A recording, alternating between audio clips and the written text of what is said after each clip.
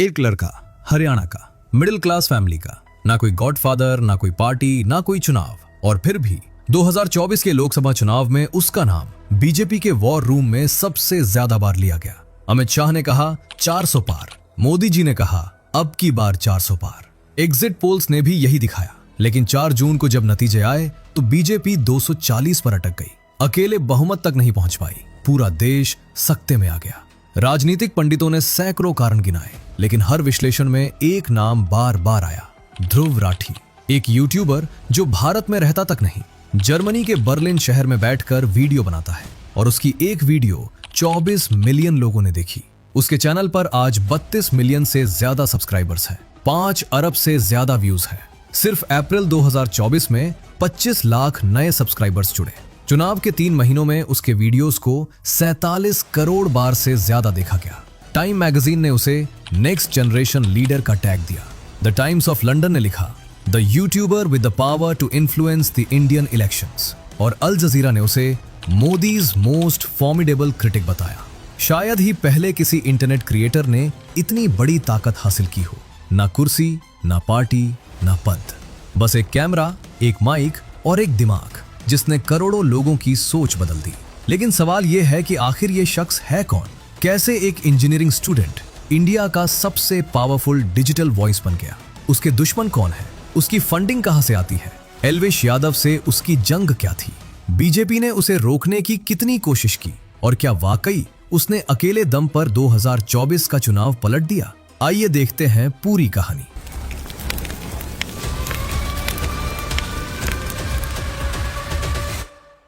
ध्रुव राठी का जन्म 8 अक्टूबर 1994 को हरियाणा में हुआ। एक साधारण जाट परिवार में। पिता नौकरी पेशा इंसान थे, मां गृहिणी। ना कोई राजनीतिक बैकग्राउंड, ना कोई फिल्मी कनेक्शंस। बस एक बात थी उस बच्चे में जो उसे बाकी सबसे अलग करती थी, सवाल पूछने की आदत। हर बात पर क्यों, हर दावे पर सबूत क्या है। यही आदत आगे चलकर उसका सबसे बड़ा हथियार बनने वाली थी। हरियाणा में स्कूल पूरा किया और फिर उच्च शिक्षा के लिए जर्मनी चला गया। कार्लसरूहे इंस्टीट्यूट ऑफ टेक्नोलॉजी से बैचलर्स मैकेनिकल इंजीनियरिंग में किया और मास्टर्स रिन्यूएबल एनर्जी में। सोच यही थी कि कोई अच्छी जर्मन कंपनी मिल जाएगी, एक आरामदायक जिंदगी कट जाएगी। लेकिन किस्मत को कुछ और ही मंजूर था। 2014 में उसने एक यूट्यूब चैनल शुरू किया, बिल्कुल कैजुअली। ट्रैवल व्लॉग्स, जर्मनी की सड़कें, यूरोप के शहर, कुछ साइंस एक्सप्लेनर वीडियोस। शुरुआती 2 साल कुछ खास नहीं हुआ, चंद हजार सब्सक्राइबर्स बस। और दिलचस्प बात यह है कि उसी दौर में ध्रुव राठी मोदी का समर्थक था। उसने खुद कबूल किया है कि 2014 में उसने बीजेपी को वोट दिया था। लेकिन फिर 8 नवंबर 2016 आया, नोटबंदी।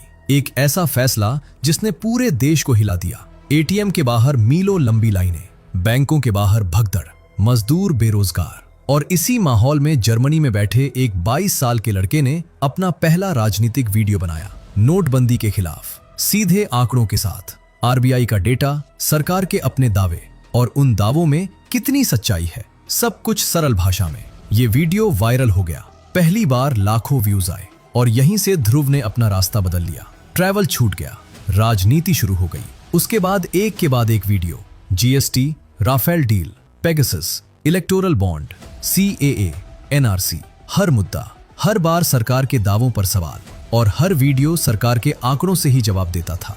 यही उसकी स्टाइल थी, इमोशनल नहीं, लॉजिकल, गाली नहीं, डेटा। और यही बात उसे खतरनाक बना रही थी, क्योंकि इमोशन को काट सकते हो, गाली का जवाब गाली से दे सकते हो, लेकिन जब कोई सरकार के अपने आंकड़ों से सवाल उठाए तो जवाब देना आसान नहीं होता। 2020 में कोविड आया, पूरा देश लॉकडाउन में बंद हो गया और लोगों के हाथ में मोबाइल फोन के सिवा कुछ नहीं बचा। यहां से ध्रुव का ग्रोथ रॉकेट लग गया। जब दूसरी लहर में ऑक्सीजन की कमी से लोग मर रहे थे, गंगा में लाशें बह रही थीं, शमशान की जगह नहीं मिल रही थी, तब उसने हर वीडियो सरकार की तैयारी पर सवाल उठाया। और लोगों ने देखा, लाखों ने, करोड़ों ने।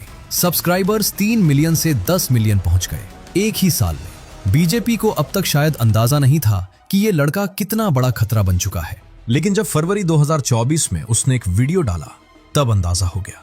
उस वीडियो का नाम था is India becoming a dictatorship. 29 minute का वीडियो और 24 मिलियन से ज्यादा व्यूज। एक यूट्यूब वीडियो पर 24 मिलियन। इसने मोदी सरकार के 9 साल का पूरा हिसाब किताब रखा। मीडिया पर दबाव, ईडी सीबीआई का दुरुपयोग, विपक्षी नेताओं की गिरफ्तारी, अदानी का उदय, चुनाव आयोग पर सवाल, सब कुछ एक ही वीडियो में। इसने भारत की राजनीति में भूचाल ला दी। विपक्षी पार्टियों ने इसे अपना हथियार बना लिया। राहुल गांधी की टीम ने इसे शेयर किया, अरविंद केजरीवाल ने रीट्वीट किया। 5 अलग अलग भाषाओं में इसके डब वर्जन निकाले गए, मराठी, कन्नड़, तेलुगु, तमिल, बांग्ला। एक दिन में 1.25 लाख सब्सक्राइबर्स उन नए चैनलों पर आ गए। एक यूट्यूबर ने वो कर दिखाया जो पूरी इंडिया अलायंस मिलकर नहीं कर पाई थी, और यहीं से शुरू हुई बीजेपी की काउंटर स्ट्राइक। और उस काउंटर स्ट्राइक का सबसे बड़ा चेहरा था एल्विश यादव। कहानी 2021 में शुरू होती है। उस वक्त एल्विश यादव हरियाणा का एक उभरता हुआ यूट्यूबर था। कॉमेडी और व्लॉग्स बनाता था, नॉर्थ इंडियन फ्लेवर, देसी अंदाज। फॉलोअर्स तेजी से बढ़ रहे थे और ध्रुव राठी पहले से एक स्थापित नाम था। दोनों के बीच सीधा कोई टकराव नहीं था, दोनों अलग अलग गलियों के बादशाह थे। लेकिन फिर 18 जुलाई 2021 आया। एल्विश यादव ने एक वीडियो डाला, नाम था एक्सपोजिंग ध्रुव राठी। उस वीडियो में एल्विश ने ध्रुव को सीधे निशाने पर लिया। आरोप लगाया कि वो अपने दर्शकों को गुमराह करता है, आधी अधूरी बात बताता है, एक तरफा कहानी बेचता है, और सबसे बड़ा आरोप ये कि वो भारत में रहता तक नहीं और जर्मनी में बैठकर भारत के बारे में राय बेचता है।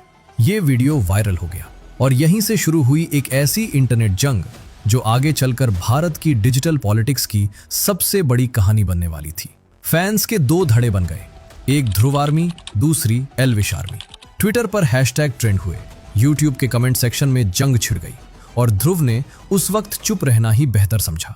कोई जवाब नहीं दिया, मानो लड़ाई से बचना चाहता हो। लेकिन कहानी यहां खत्म नहीं हुई, बल्कि असल कहानी तो अब शुरू होने वाली थी। 2023 में Elvish Yadav big boss OTT 2 का विनर बना। उसकी पॉपुलैरिटी आसमान छूने लगी और उसी दौर में बीजेपी से उसकी नजदीकियां बढ़ने लगी। मनोहर लाल खट्टर के साथ मंच पर दिखा, बीजेपी के कई बड़े नेताओं के साथ फोटो खिंचवाई। उत्तर प्रदेश में बीजेपी के कई कैंपेन्स में हिस्सा लिया। पीएम मोदी की नेशनल क्रिएटर्स अवार्ड्स की लिस्ट में नजर आया और लोग समझ गए कि ये अब सिर्फ एक यूट्यूबर नहीं रहा, ये अब बीजेपी की डिजिटल आर्मी का चेहरा बन चुका है। मई 2024 आया, चुनाव के सिर्फ कुछ दिन बाकी थे और तभी एल्विश यादव ने एक और वीडियो डाला, पूरे 1 घंटे का, ध्रुव राठी के खिलाफ। इस बार आरोप पहले से कहीं ज्यादा बड़े थे। उसने कहा कि ध्रुव भारत विरोधी प्रोपगेंडा फैलाता है। उसने कहा कि ध्रुव विदेशी NGO से फंडेड है। उसने कहा कि ध्रुव की पत्नी जर्मनी की है और उसके परिवार के तार उन यूरोपीय संगठनों से जुड़े हैं जिन पर भारत में दखल देने के आरोप लगते रहे हैं। उसने कहा कि ध्रुव कांग्रेस और आम आदमी पार्टी से पैसा लेता है।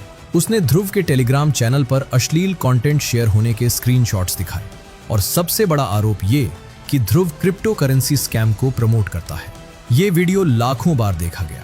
बीजेपी समर्थकों ने इसे अपना सबूत बना लिया। हर ग्रुप में, हर